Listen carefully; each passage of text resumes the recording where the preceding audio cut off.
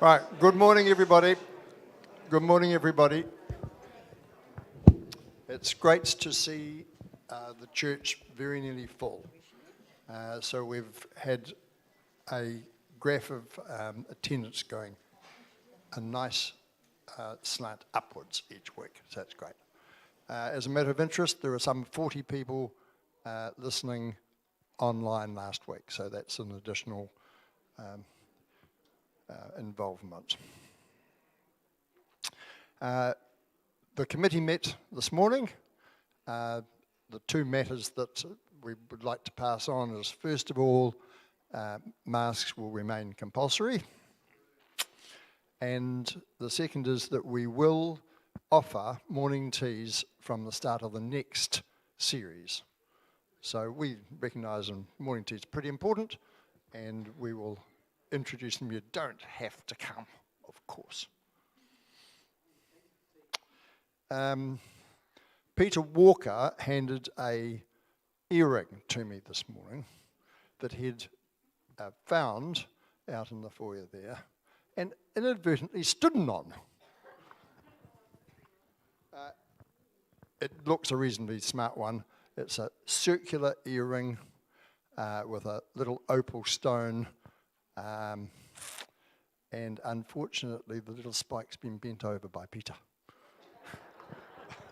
But if anyone wants to claim that, I've got it in my top pocket. Now, I'd like Leslie to introduce our speaker. Thank you. Good morning. It's good to welcome back Professor John Dalrymple-Alford of the Psychology Department at the University of Canterbury.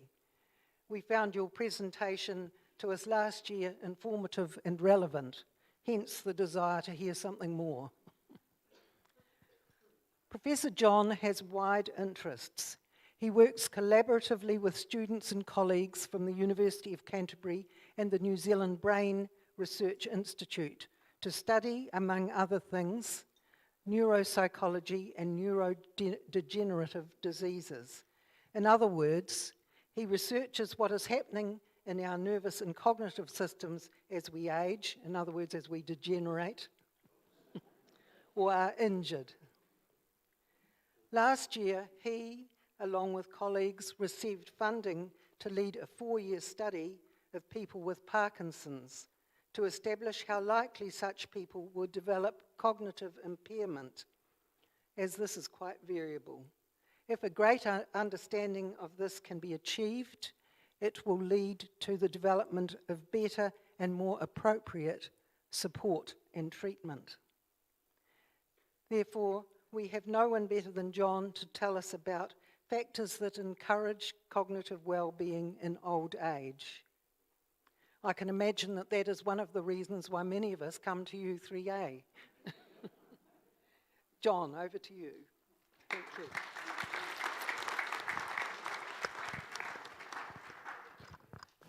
Okay, so can everyone hear me? You can? Sorry, you want me to go higher? Okay. Is that better? Good.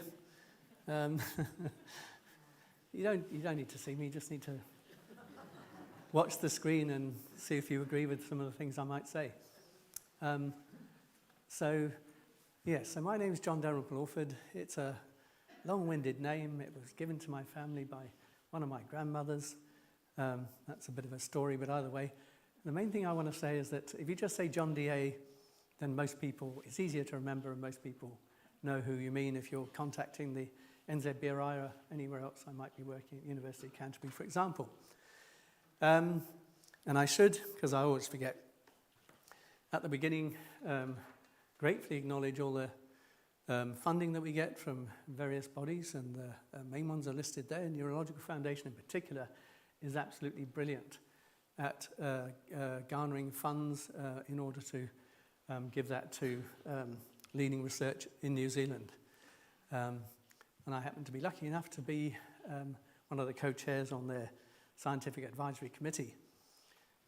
Also, the Canterbury Medical Research Foundation has been a staunch supporter of local research here that's not just relevant locally, but internationally. And also, of course, the Health Research Council. And occasionally some money from the University of Canterbury, who pay my salary, so I'm very grateful for that, I must say.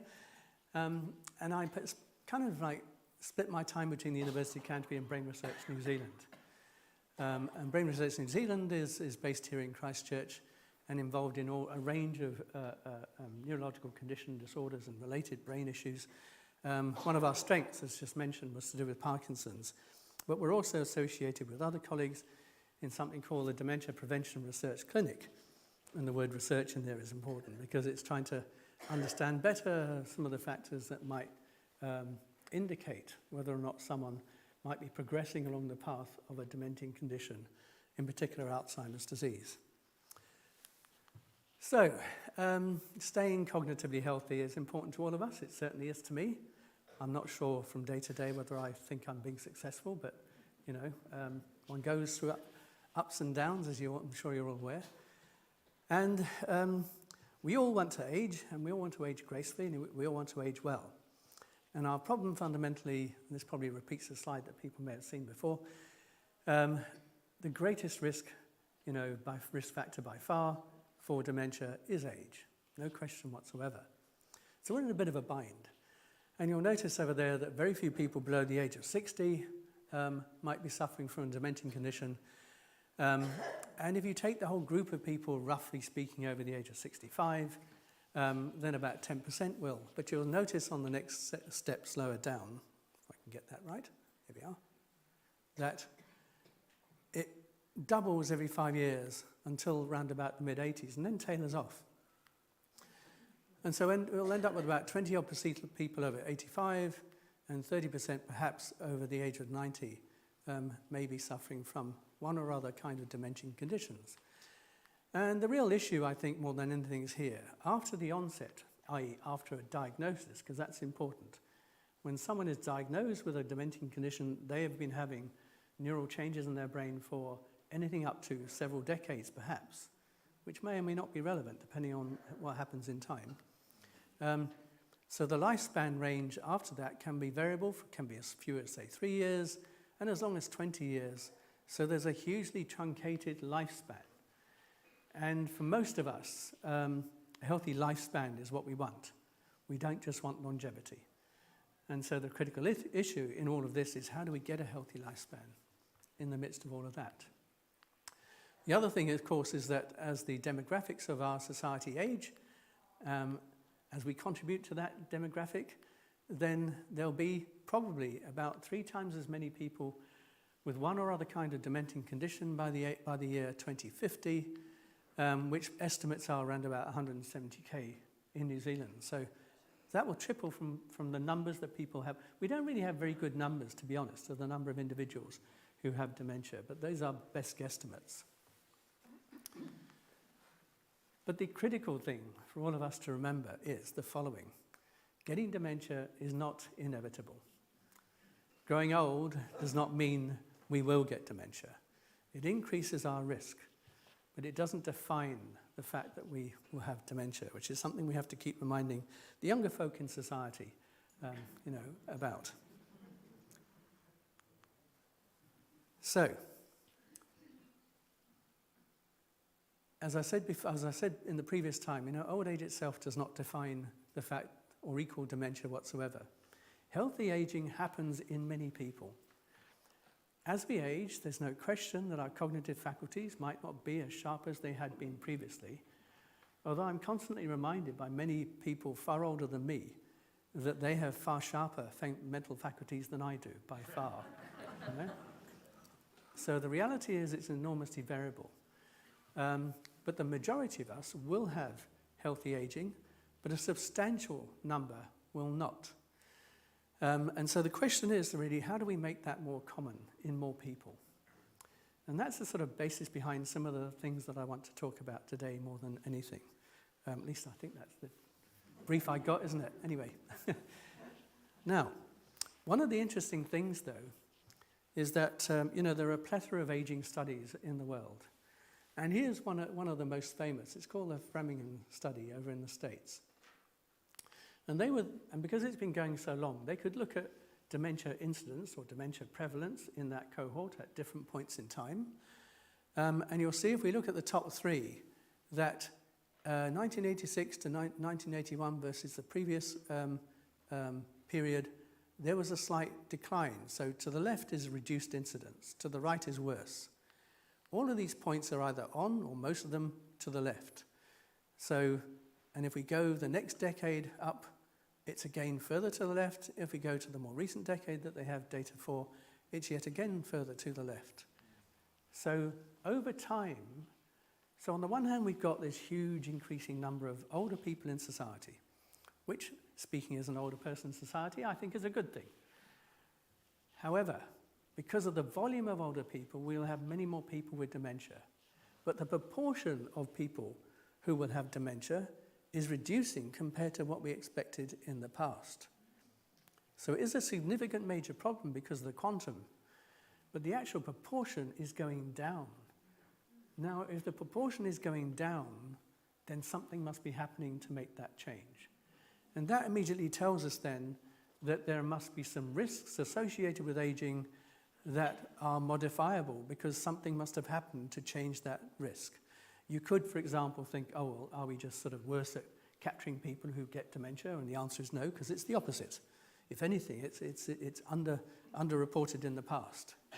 We could do a better job, mind you, I must say, in terms of capturing those people who are progressing through to dementia. It's not easy, though.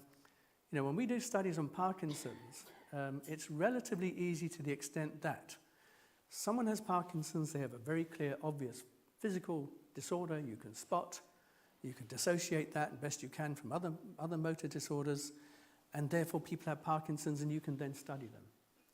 But when you want to try and study the rest of the population, the majority of whom might be having all other kind of other dementias, it's very hard to sort of pinpoint who is suffering from what, when, and how. And more often than not, as I tell people, by the time often someone gets to the point of very clear dementia signs, well, you don't need to be a physician to be able to tell that, because it's gone so far, it's patently obvious. And that's our problem. We need better to define and capture people at an earlier point in time. But trying to get that information or trying to recruit people, I've been doing that off and on for quite some time now, is really hard yakka, to put it mildly. And that's partly what's behind the Dementia Prevention Research Clinic, is to try to identify people who might be at risk, go through careful evaluation of those individuals. So the good news is, although aging increases our risk, the actual quantum of risk, the proportional quantum, is reducing, and therefore something must be happening. So just to briefly recap dementia itself. Well, dementia is as shown, literally an umbrella term to mean a whole group of disorders in which significant cognitive or mental faculties, thinking, attention, language, and so on are impaired. And basically, as you can see on there, this group of diseases then, what counts is the critical difference is that the extent to which an individual is able to cope on an everyday basis under their own steam. Now, I know that might be a bit unfair on us blokes, because we've usually had to rely on someone else for a lot of the time. But relatively speaking, push comes to shove, most blokes will find a way of boiling an egg, at least, or something else, or even more complicated stuff. I mean, my sons are brilliant cooks. I have no idea where they learnt that from. They certainly didn't get it from either me or their mother. But, so it is capable. We blokes, even blokes, can look after themselves quite well. And the question is just, how are you able to cope on an everyday basis? And that's precipitated by the fact that there is cognitive decline, and the cognitive decline is precipitated by the fact there are significant neural changes taking place in the brain. So the brain's no longer able to sustain basic cognitive functions, and the basic cognitive functions that you need to survive on an everyday basis in independent fashion, such as coming here, are impaired. And when you are no longer truly independent, then at that point, you would be given a diagnosis of dementia, assuming we could rule out many other things. And I'll talk about one or two on the way, because they're fairly important. Sometimes there may be behavioral changes that occur otherwise. And that's kind of murky, because it's, well, did the person just have a strange personality in the past anyway? And they go along to the GP tries to talk to them, they express their personality, GP thinks you must be demented, and the reality is they were always like that. And the difference really is just how bizarre is that? Like lots of us can have bizarre behavior at certain points in time, guilty, but usually it's kind of contextualized, Like you might behave in one way with a bunch of friends, and, you wouldn't behave in the same way if you stood up here to give a talk to a group of people like this. In other words, you modify your behavior accordingly, and even then it's still moderated to be sensible within reasonable range, one hopes. So that's really hard, But usually what happens is it starts to get very obviously extreme and change from where the person was. So even an individual who might have had strange personality in the past, let's say, because we've all got different personalities, it will be fairly obvious over time what's happening to another observer. And that's a real problem, because not all of us, as we age, have lots of observers to be able to help detect what changes are happening. And so it's a bit of a guessing game. Now, behind all of that, and I haven't got too much on the actual biology side, which I talked about last time, and I've got some slides at the bottom probably. But fundamentally speaking, when things go wrong with the brain, for the most part, there's some malfunction in some of the physiology. Now, it needn't be just that, but the top of the list there are, a multitude of proteins that do a multitude of complicated jobs in the nervous system, and especially the ones that do that at the level of individual neurons. And some of these proteins can go awry. Because whenever we have any biological process, the whole idea is you don't just build a protein and that's it. That protein's going to sit there forevermore. There is constant turnover of the protein. Sometimes mistakes happen, and basically you hope that your physiology is coping with that in order. We seem to be having the place re-roofed, but never mind. Fundamentally, the proteins can't work properly if they don't have the right conformation. And the worst thing is that sometimes when they don't have the right conformation, and it may be one of several proteins, they then start to do naughty things like sticking together. And they may even encourage other good proteins that are perfectly behaving themselves to misbehave and change their conformation, and therefore not work either. And then worse than that, what might happen is, as more and more of these proteins become abnormal, they may actually transfer into other neurons and cause the normal protein in the other neurons to start going wrong too. And you have the spread of neuropathology. And the signature of that neuropathology is variable from one type of dementing condition to another. So Alzheimer will have a couple of critical characteristic proteins that are wrong.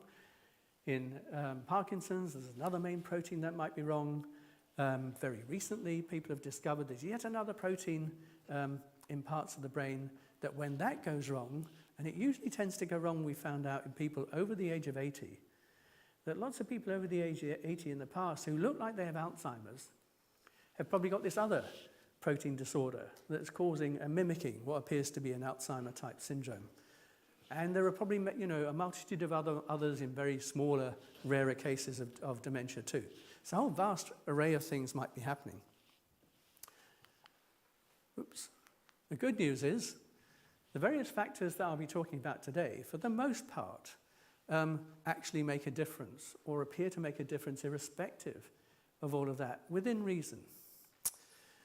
We have to also bear in mind, though, that another key part, and I'll talk about that, so this is new and, to be honest, quite controversial, is to do with just the brain's blood system. obviously, if the blood system to the brain goes awry, then you are in trouble. The obvious thing that happens is there may be a full-blown stroke. So there may be a blockage of a major artery, and an area of tissue will start dying because of that. Or there may even be a straightforward hemorrhage, loss of blood from the circulation into the tissue, and that will be even more severe. But really, for the most part, for most of us, there are kind of much more subtle things going on. You know, the fine architecture of the circulatory system is beginning to fail and might start causing some very minor things that by themselves don't seem to do much, but they accumulate over time, and they will exacerbate probably the other kinds of problems that can occur. Another one that's topical these days more than anything, we've known about it for a long time, is neuroinflammation. So if there is some kind of infectious-like response in the brain for whatever reason, then that can cause the physiology again to go a bit wrong. And sometimes that can be an external agent. So for example, one of the things that we worry about with COVID is that in the brain it might start creating an abnormal inflammatory response, just like it obviously does in the rest of the body. But other kind of, agents can do that too. And sometimes something happens and it's impossible to put your finger on it, but something's triggered that response anyway when there's no obvious external agent that's doing it. So something might go awry. Now, okay, so here's an example of what I was talking about with some of those, just as a sort of general thing. So basically, here where it says monomer is a single strand of a particular protein, and they might aggregate into a few groups, so it's oligomers, like the oligarchs, so oli just means a few. And then they might start clumping together into what's described as beginning of fibrils, and they may then actually aggregate more and more fibrils and become mature fibrils, and they may cause deposits in the brain, and they may spread from one place to another. And the rationale behind that is very, very debated. A lot of it seems to be connections, but it's not just any connections. It seems to be a mixture of particular connections and particularly vulnerable cells. And then it's like, well, what makes those cells vulnerable? We know some cells are vulnerable. The question is, why was it vulnerable in you or in me and not in someone over there?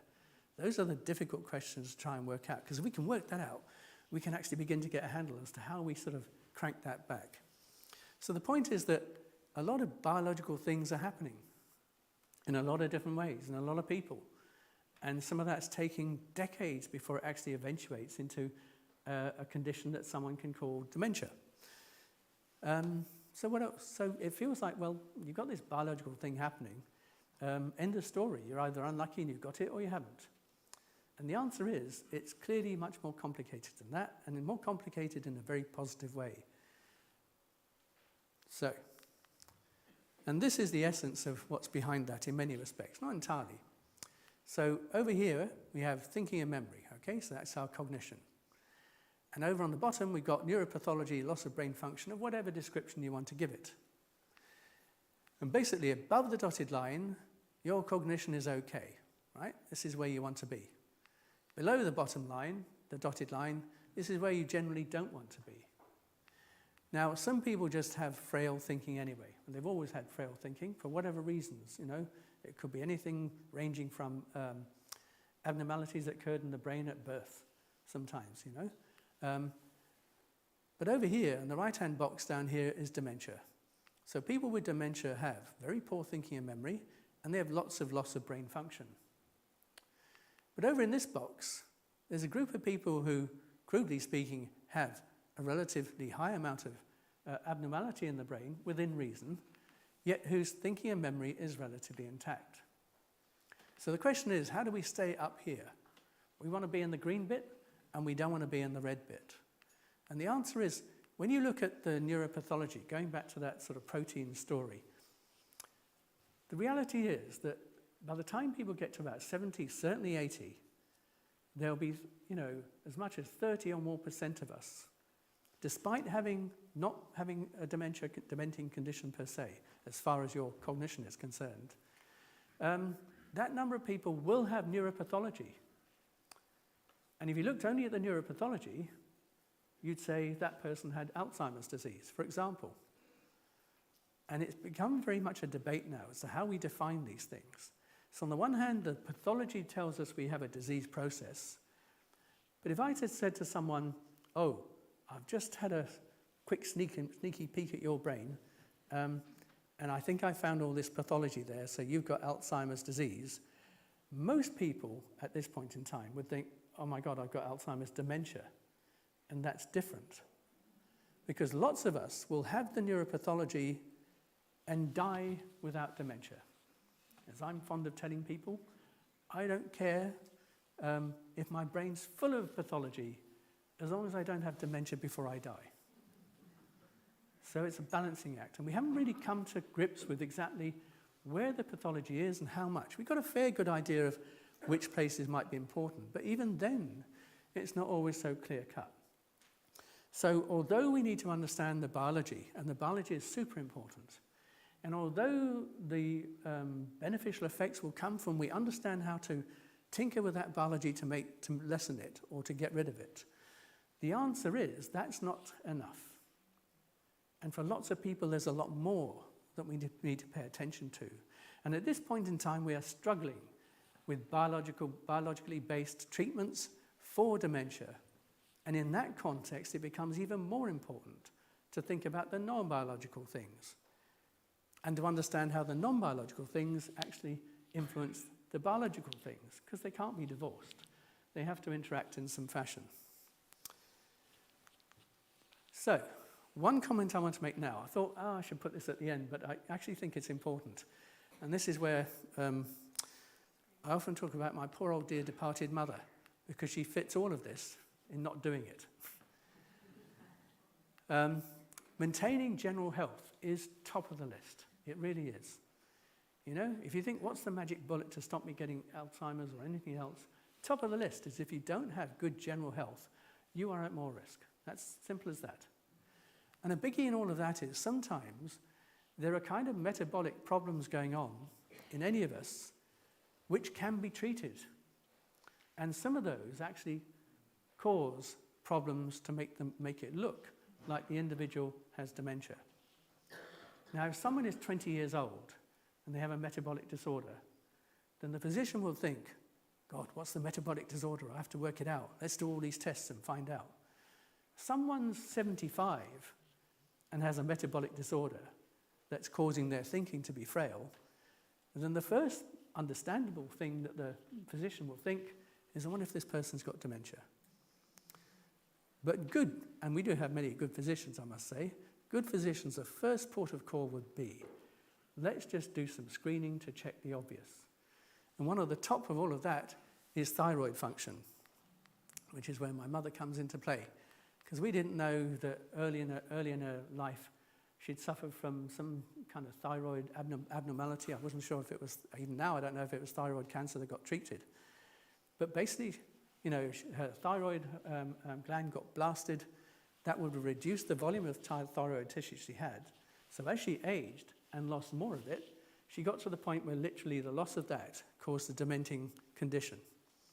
Because I can remember turning up, going to a conference in Europe, her opening the door, and like within 2 minutes I thought, oh my God, what's happened? You know, she's got dementia. And I was a bit flustered, I must say, you know. And I thought, because she's an incredibly intelligent woman. Like, she got 5 kids, and her intelligence was as much as 5 of them combined, easily. So, and then I was just chatting, you know, I had to the next day go to the conference, and I was chatting to someone there, and he just said immediately, oh yeah, same thing happened to my mum. You know, we sent her off to the doctor, got some blood tests, and she has a thyroid problem. And lo and behold, as soon as she had the thyroid hormone replacement given, it was like someone turned the switch back on. It was a miracle. The problem was there was another miracle, which was my mother would just not bother taking the tablets. So you kind of go through this seesaw, you know? Like, oh, it makes my stomach upset. And I said, yeah, but that's just a small thing, isn't it? So it can, you know, from personal experience, I know just how critical that can be. But there are also many other medications. You know, as we age, we end up with a kind of like an armory of tablets that we sometimes take and should take or don't take and all the rest of it. And polymedication is an issue. And sometimes, that can cause all sorts of additional problems in someone that may again mimic physiological changes. So first and foremost, that's what you have to do. Just get it checked, and if your doctor's convinced, no, you've got dementia, I'm wasting my time, just find a nice way of saying to him or her, well, how can it hurt,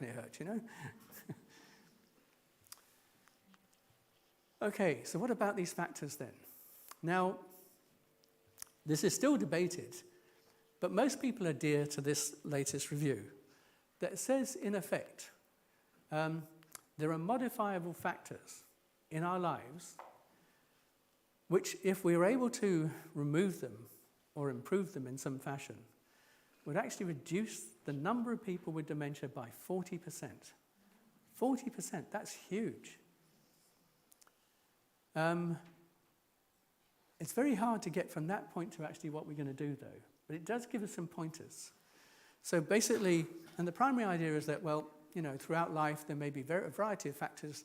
Here's the path of our life, from early life to midlife to later in life. And different factors may be relatively more important at one point in time than another. Top of the list, I think it's 7%. Does it say 7? That's far too small. It should be way more than that. Early education is fundamental. Does it say 7? Yeah, it used to be higher than that, I'm sure it is. Anyway, so early education is critical. It's the fundamental start point to minimizing the chances of someone having dementia in older age. Now, I know for you and me that doesn't help us too much because we kind of can't go back there yet. But nonetheless, the fact of the matter is that all of these factors listed here that we'll talk about shortly are factors that are relevant throughout our lives. Even in old age, just as you guys have brilliantly come along to these to listen to talks, things that educate your mind all throughout your life are valuable. And it's very hard to sort of put a number on it as to what it's doing, but the reality is it's doing something. There's no question whatsoever. And more than that, there's better evidence to indicate that if you don't do something, that's when you get into trouble. When you think, for example, right, I've retired, now I'm just going to sit back and relax. Well, you are in trouble if you do that. You might not want to work anymore, but find something else that's enjoyable and is cognitively challenging. So, let's have a quick glance through one or two of these then. As I said, early life education. And the reality is that's, in many respects, I would think, the simplest thing that we could do is to ensure, at least everyone in New Zealand at minimum, if not everywhere in the world, let's hope, has some, at least a good degree of education. And it is a problem, because many countries don't have a good degree of education in their population for all sorts of reasons. We still have a lot of child labour occurring in many places in the world, and that, by all accounts, doesn't gel with the kid going to school. So, but nonetheless, even in New Zealand, I would say to you, we have a problem. It wasn't that long ago that we had a commentary saying, in terms of the reading level in school, I think it was up to 30% are below what you'd expect them to be. If that's true, then that's appalling. And I know there are a plethora of reasons behind why it might happen, but it feels to me as that that's the single most thing that has to be addressed. And I know that behind all of that, there are all sorts of complicated socioeconomic issues. Yeah, well, we have to address those too. And I'll give you some evidence to indicate why that's important in addition, in the same context. Here's a bit to the side, just connecting it to older age.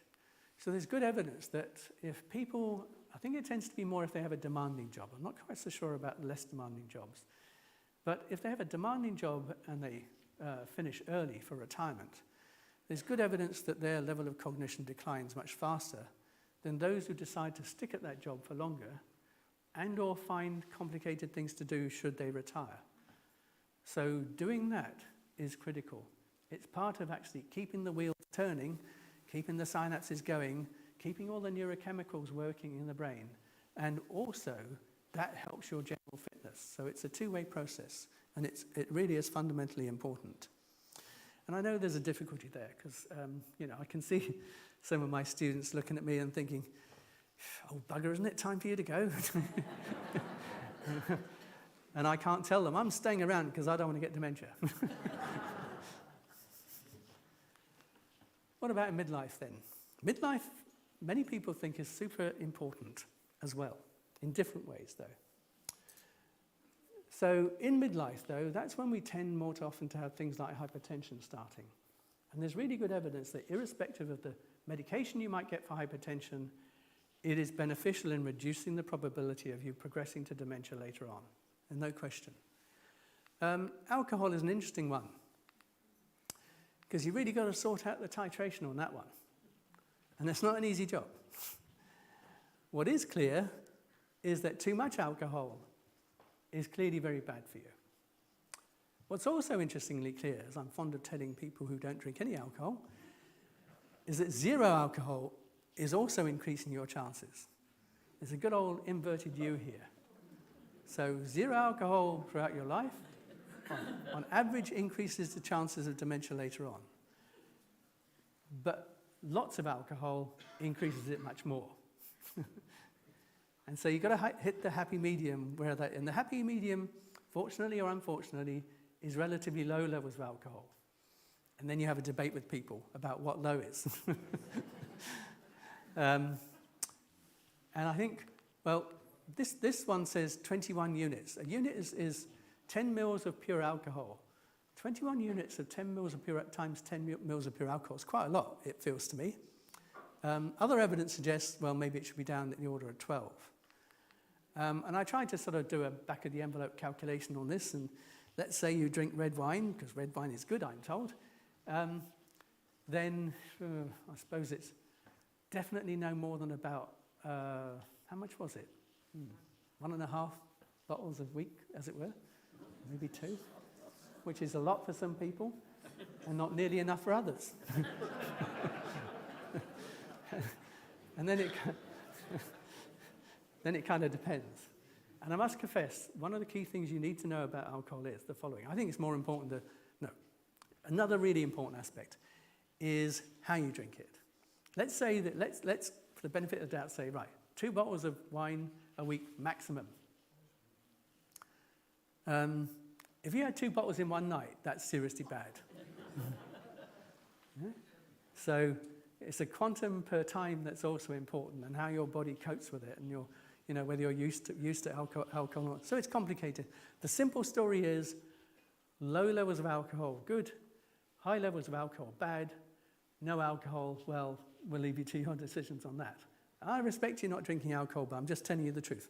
So what about other things then? Traumatic brain injury. Okay, so not many of us want to go and get traumatic brain injury per se, but it can happen. And it also increases. I suddenly had a thought the other day, and I don't know if there's any evidence on it.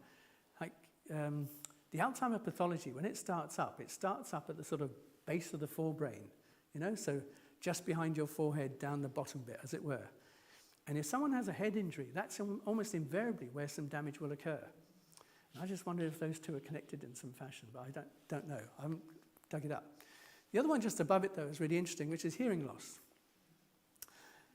Enter my mother again, but whose hearing was very bad.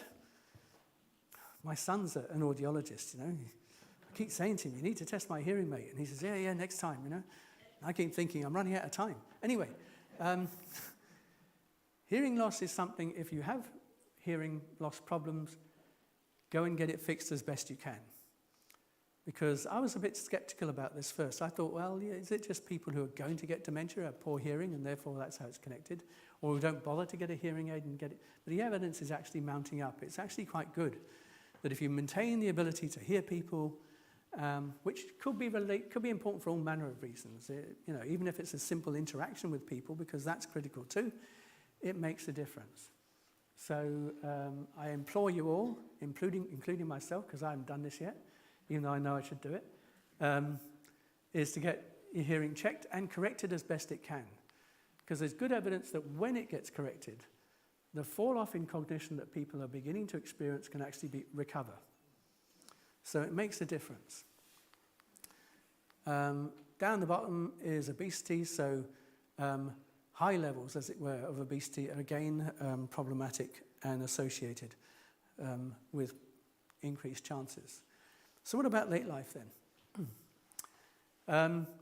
Clearly, if anybody has been smoking, then now is the time to stop or find some alternative ways of dealing with whatever nicotine issues you might have. I've got a mate of mine who's been taking those chewing gum things for God knows how many decades now, and I think, well, it's better probably than him smoking. Conversely, the reality is, I have to say this, smoking is actually something that decreases your risk of Parkinson's disease. But apparently it doesn't help once you get Parkinson's. So if you used to smoke and then you got Parkinson's, now's the time to stop. Yeah? Depression, again, it tends to be late life by all accounts rather than early. That's important. And social isolation, and then put that invertedly, social interaction. That one's key. I'm quite surprised it's relatively small like that, to be honest. Because the human brain was designed to interact with other people. Now, I've got a brain, and sometimes I don't like it interacting with other people because I find them, I'd rather not. But if you don't interact with anyone, then that's not good. So you need to find groups of individuals like yourselves who you can interact with, because it's fairly important to use those aspects of the human brain, as it were. Physical activity is another one that's also very clearly associated with it. And there's some debate about that. Not that physical activity is unimportant, it clearly is. The question is what? And the answer there is, well, if you're telling people you need to have some degree of physical activity, the question usually is, well, what, you know? And if the answer is go run a marathon, then probably not a good idea, you know? So if you came out of this hall after the talk and decided to run home and not take the car, well, you might not get there, you know? So it has to be within reasonable moderation of what you can do or can't do. Those things are critical. And like everything else, physical activity, you can't go from 0 to a marathon runner straight away. I mean, if you want to be a marathon runner, fine. But if you want to just have more activity, even then it depends on what level you're at. Because our physiology is geared in order to adjust itself to appropriate levels at a given point in time. You can't suddenly shift gears from one to another and get away with it necessarily. But some degree of physical activity is good. The research previously used to say physical activity in your midlife was more important, but more and more research suggests no, even in late life, it's a critical feature. An unusual one here is air pollution. So I suppose mostly on balance we're okay here. We don't seem to get so many of those inverted problems that Christchurch used to have. He says, being an owner of a wood fire, but I'm out of town, so it's okay. But there are things like that. And diabetes, again, doesn't seem to have as strong an effect as you'd expect it to. But these are all proportional to each other, remember. So it's not describing, oh, I've only got a 1% increase in chance of getting it. It's saying you'd reduce, by getting rid of diabetes, 1% of the number of individuals who have dementia. And if we multiply 1% by the population of people who are older, that in itself is big news. Now, those factors vary from where you are. So the fact that the ones given previously are for societies like ours, you know, in Europe or New Zealand and Australia. But in other countries, the various factors differ depending on the impact that they might have in those different regions.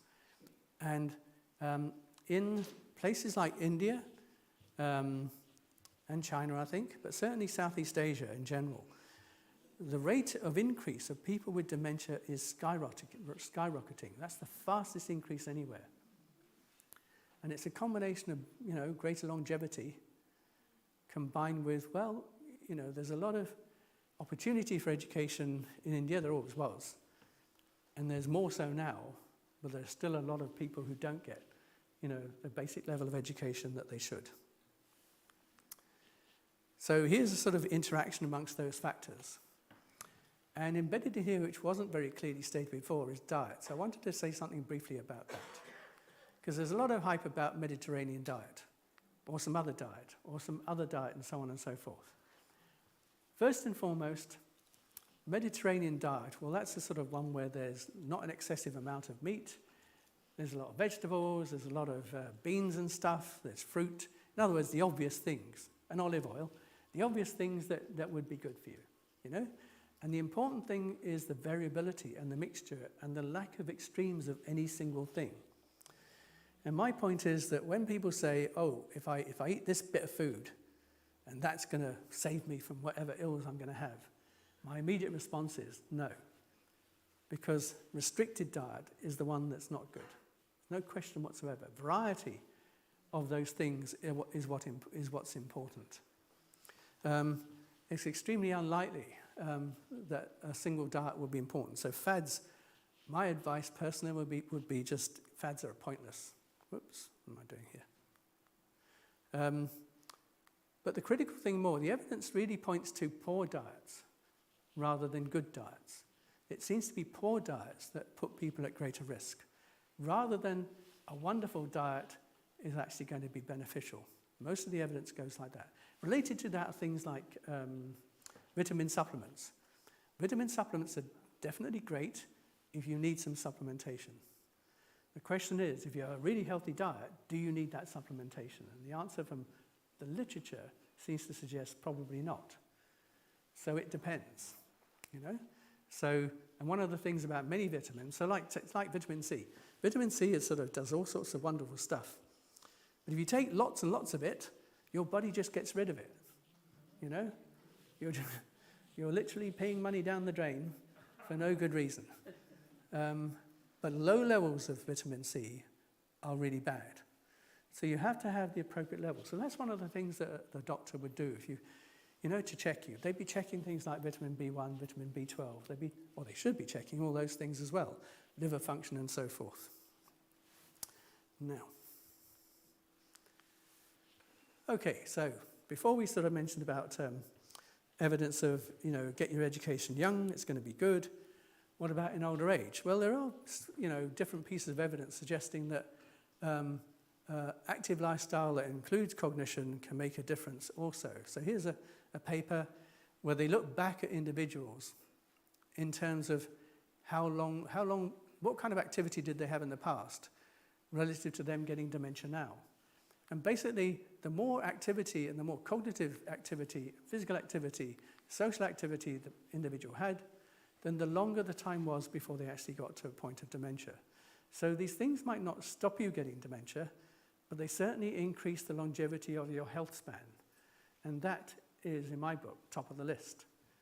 That's more important than, if I live to 150, because that's what some of the people focused just on the biology say. Well, if you're 75 and you've got neuropathology that says you look like you've got Alzheimer's, and that person then lives to 100 without getting Alzheimer's and die, their response is, yeah, but if they lived to 150, they'd get Alzheimer's.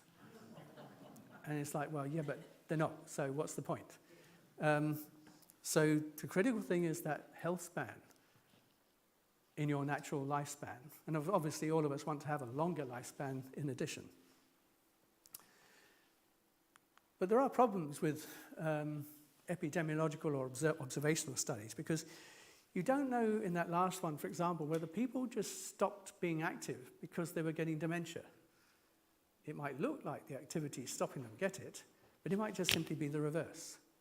And that's where it's important to have some actual experimental interventions to see if it genuinely makes a difference. And by and large, when you look at experimental interventions, you get some effects, there's no question, but the effects are much smaller than you might expect for various other reasons that are sometimes not clear.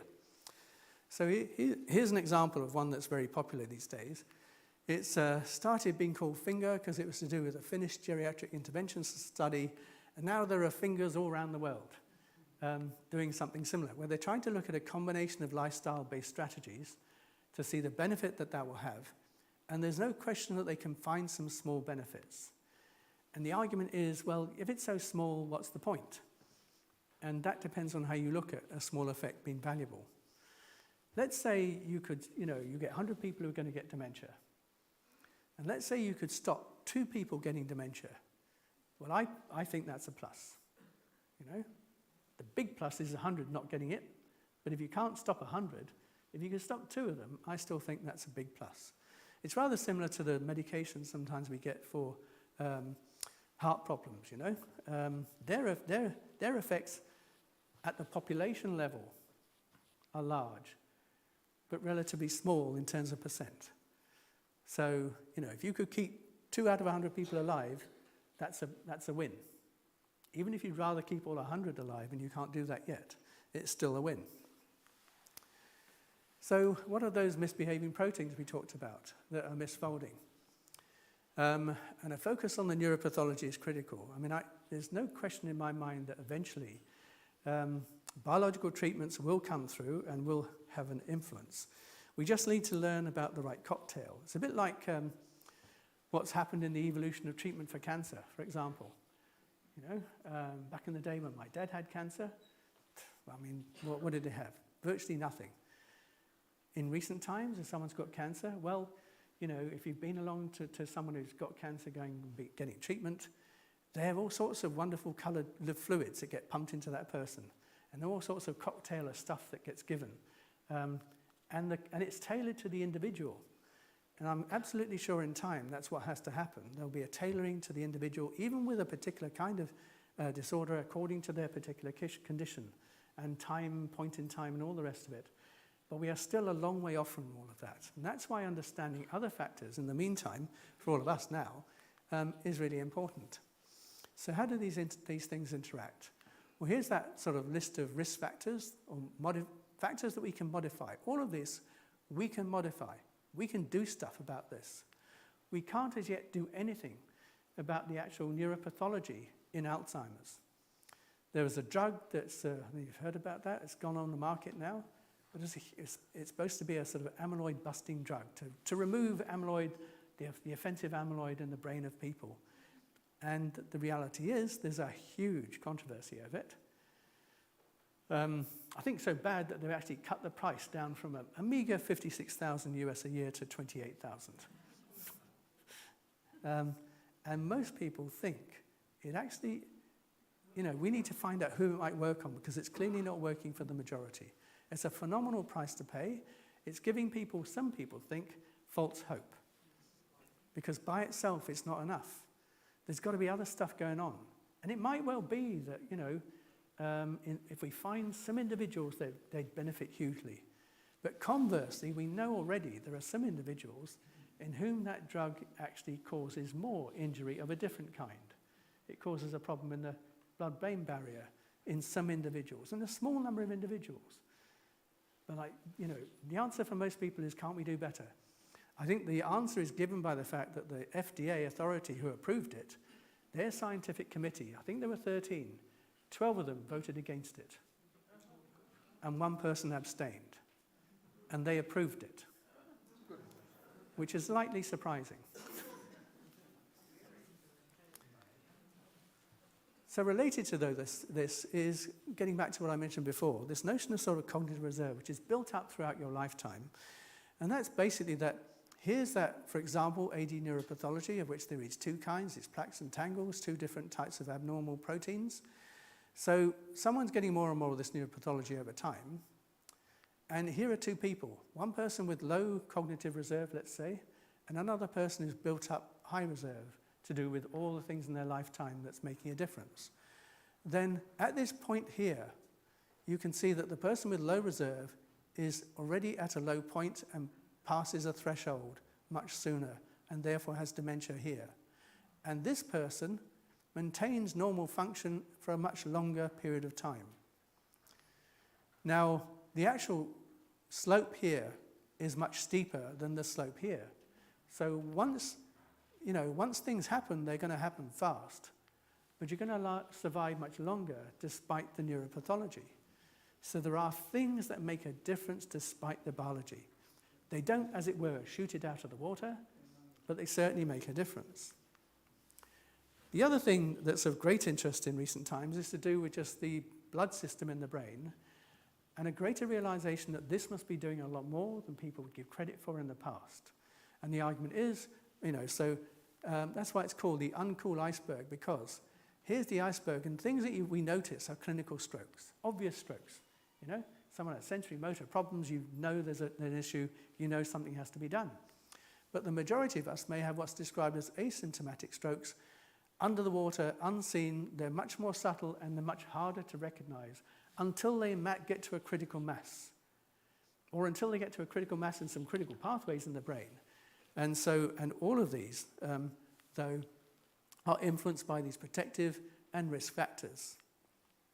So that sounds really good news. We can deal with cerebrovascular problems, we already know that. The difficulty is, some of the most recent data that looked at this for an intervention rather than looking at an epidemiological evidence found there was no effect whatsoever when they had people given targeting vascular risk factors versus not. So that's very disappointing, I must say. But do we give up? Hell no. Because there's probably other things going on. And what might be going on, and what we might need to learn more about, is actually the blood to the brain, not the general vasculature of someone's body. If we can learn more about how we can actually improve the blood-brain barrier, so there's this sort of, the blood system in the brain is special. It's completely different to the rest of the body, and it lets some nutrients in and stops other bad stuff getting in. It tries to stop the immune system from the body getting into the brain and doing things it shouldn't do and all the rest of it. And that might be going wrong. And the flow of blood might not be as good as it should be. And so we and others are sort of getting money now to try and investigate whether that's the critical variable that makes a difference, either where we're actually going to look at it in Parkinson's primarily. But once we can see that it does make a difference, then there might be different approaches to actually deal with that, which again might be lifestyle and or they might be some medications. So, one of the last things then, I better finish off because it's getting late, is to do with our genes. Sometimes people say to me, yeah, but, three of my four grandparents had Alzheimer's, so I'm going to get it, aren't I? And the answer is no, not at all, not necessarily. If you're really unlucky and you have one of the few genes that really predisposes you to Alzheimer's, then yeah, probably. But there's a plethora of genes that tip the balance one way or the other, and it's not necessarily the case. You can't change your genes, but life, they're evolved to be able to be turned on, turned off, be moderated and influenced by the environment in which you happen to be. And here's one of the best examples.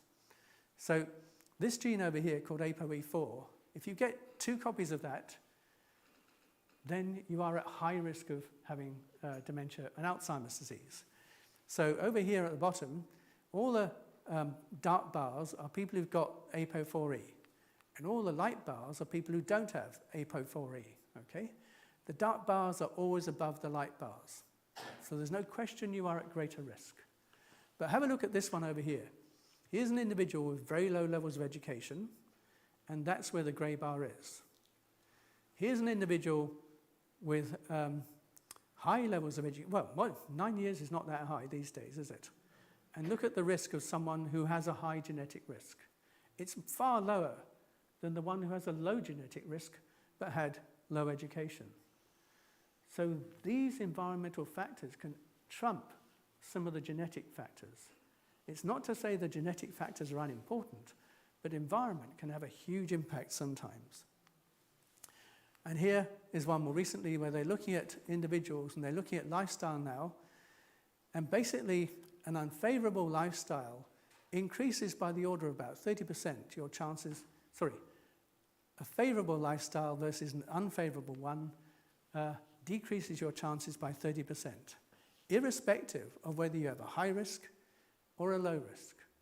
So if you have a high risk and you have a favorable lifestyle, then you have a higher genetic risk than someone here.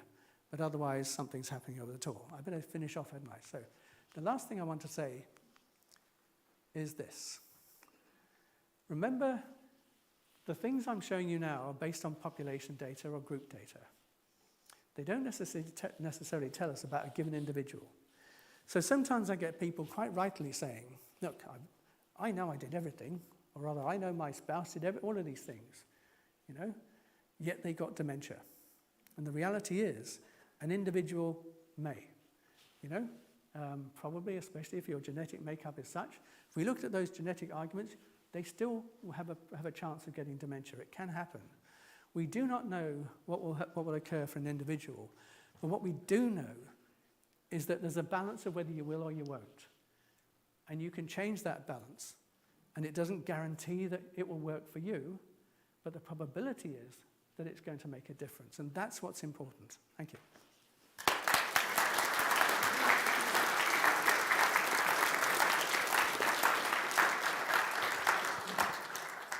Professor, I'm sure there's going to be questions on that wonderful speech.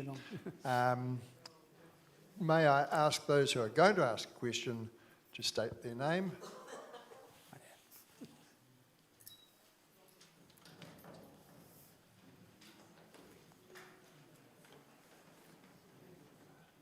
You're to go, if you have a question, to go out to the back there.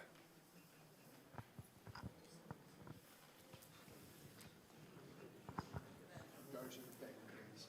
Go to the back? Yes, there's a microphone.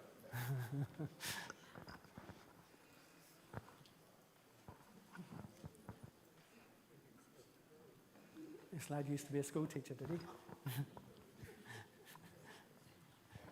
Hello, I'm Pat Pilkington. I've got no idea what frail thinking is. Could you give an example of what is and what isn't? Okay, so the simplest answer to frail thinking is that when you get, when we compare your score on, say, an ability to remember things, be it a test of memory or be it just memory of your life in the past, that you would be scoring much below the average. And so someone who has frail thinking would be someone who's unable to do as well as the majority of other people. They'll be well below the normal, well below the average. So if someone has Alzheimer's disease, for example, then when their ability to think clearly is clearly very frail, when we give them a test, they will score very badly, not on everything, because it's quite variable from one person to another, but there'll be enough scores that put them probably in the bottom 1 or 2% of any scores you might expect when you include other people of all kinds, irrespective of their background and all the rest of it. So frail thinking would be poor ability to function or do well on the basis of your cognitive performance. So, yeah, if that makes sense. So operationally, it would be, you would be scoring very poorly on a formal test. So it wouldn't be the majority of people by far. It could, for example, someone had suffered from fetal alcohol syndrome. Then, they would be scoring probably in the bottom 1 or 2%. Not everybody, but, many of them would be scoring that badly. So their ability to sort of perform and think clearly would be very impaired by comparison with the majority of other people. Having said that, there are many other people who had exposure to alcohol at the fetus, and it's not necessarily made that much difference. The bulk of the evidence there, I think, suggests that many individuals in whom it's not obvious that they were exposed, once you've got evidence that they were, their IQ, let's say, where an IQ performance is usually graded to be 100 to be the average, their IQ performance, whatever it is 7 points lower than you'd expect it to be compared to others, even if their IQ is relatively normal. But if their IQ is normal, it's not frail. It's when it's well below the average of the population. I have a question, possibly from left field, that all the people I know who have a degree of dementia or Alzheimer's, or Parkinson's for that matter, in my experience, in their earlier life were recognised as really, really smart people in the top IQ level. Is there any correlation, any tests been done about that? Well, okay, so basically speaking, the argument would be, number one, I suspect that you know more people who have higher IQ in the first place. Having a higher IQ doesn't mean that you do not get dementia. The probability is you'll get it later than you might otherwise have had if you had a lower IQ. Yeah. So it doesn't stop you getting dementia necessarily. What we hope is that plus other lifestyle factors, because that by itself is not necessarily enough, would make it less likely that you'd have it in your lifetime. And it's a bit like that graph, so you're a very high IQ individual, for example, probably survived for longer despite their pathology before they then got dementia. Now, that doesn't mean to say that they were only 90 when they did, because without it, they might have started even much sooner.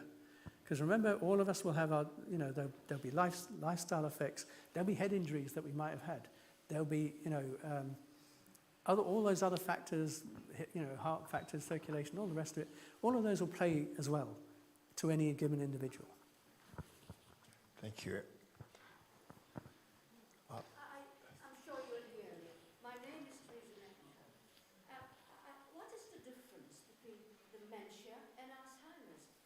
They seem to be used okay. together, and yet sometimes No. what's the difference? So that's where, if you remember, there was a slide with an umbrella on it. So dementia is just an umbrella term for lots of dementias. So dementia, if someone says, I've got dementia, then it could be any kind of process that's causing that particular dementia. If it's Alzheimer's, then it means that they have the two signatures for Alzheimer's, the two particular types of protein neuropathology in their brain that's, we hope, causing that Alzheimer's illness. The assumption is it is. In most people it will be, but in many people now we recognize there are probably additional brain changes that might be contributing to that. And conversely, for example, someone with Parkinson's, who, by the way, Parkinson's is slightly more common in people with a higher intelligence anyway, and we're not quite sure why, then those individuals, there's quite a bit of debate about whether they get dementia because they got Alzheimer's as well. Our group thinks that's not true. At least the data we've had suggests it doesn't make that much difference. It's probably more the Parkinson's pathology that's more important. But in any individual, there'll be a mixture of pathology. And it depends what it is, how long you've had it, and how severe it is, that will tip the balance. Okay, so there's lots of different kinds of dementia.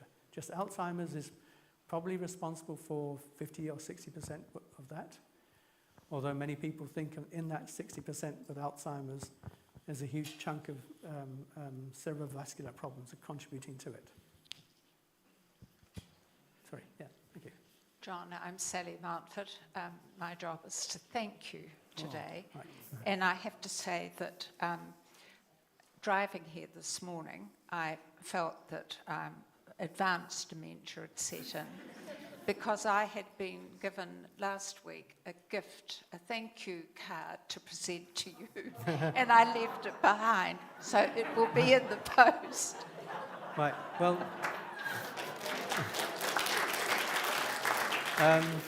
believe me, that's no different to most of my students when I give them a test. Yeah? Maybe I should change it from D to dementia. Yes. I think the most satisfying thing I've heard from you today is that if we keep a balanced diet, if we do not drink excessive alcohol, and I do limit myself to one red wine a night, if we keep physical exercise and if we keep strong social connection, then we are helping to minimize the chance of dementia. Would that be right? Yes. John, thank you very much. I'm going to go feed my